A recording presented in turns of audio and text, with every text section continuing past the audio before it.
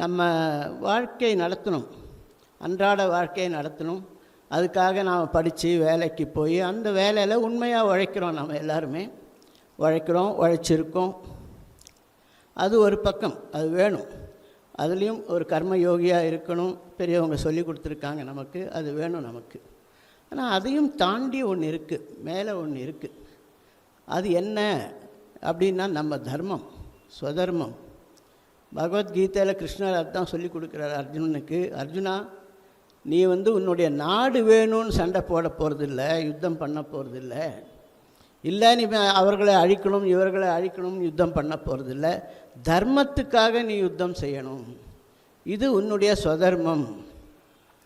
ஸ்ரேயான் ஸ்வதர்மோ விகுணா பரதர்மாத் சுனுஷ்டிதாத் அப்படின்னு அவர் சொல்கிறார். உன்னுடைய தர்மத்தை விடாத, உன் தர்மத்துக்காக நீ ஒரு சத்திரியன், தர்மத்தை காப்பாற்றணும், அதுக்காக நீ யுத்தம் பண்ணணும்.